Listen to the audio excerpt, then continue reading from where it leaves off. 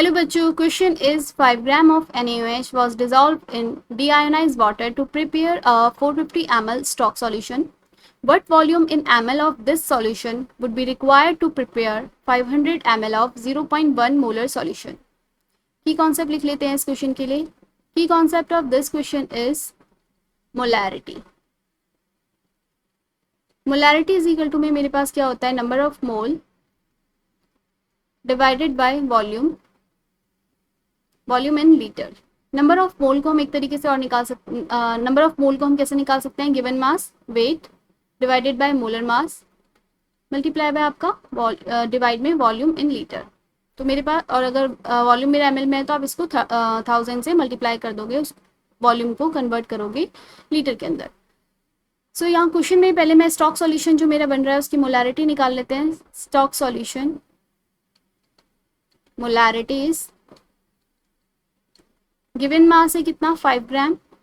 40 molar mass रहता है. अगर आप सोडियम, ऑक्सीजन और हाइड्रोजन को ऐड करोगे तो आपके पास 40 आ जाएगा, which is molar mass of NaOH multiply में 1000 डिवाइड में आपका वॉल्यूम जो ml में गिवन है, इसलिए मुझे इसको 1000 से मल्टीप्लाई करना पड़ा. Volume is 450 ml.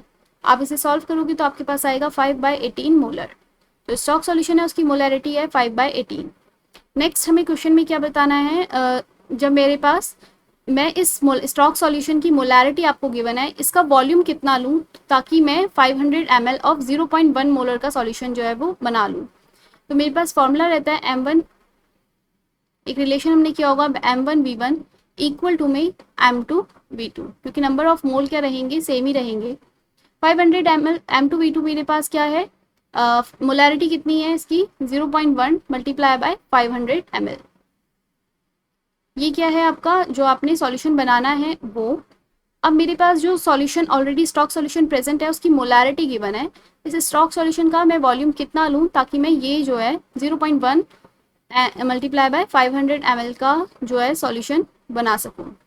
मतलब मोलैरिटी उस सॉल्यूशन की 0.1 हो और वॉल्यूम क्या हो, 500 ml हो. तो मुझे सॉल्यूशन बनाना है. यहाँ से आप V1 की वैल्यू कैलकुलेट करोगे तो आपका आंसर आ जाएगा 180 ml. So our answer is 180 ml. Hope you understand.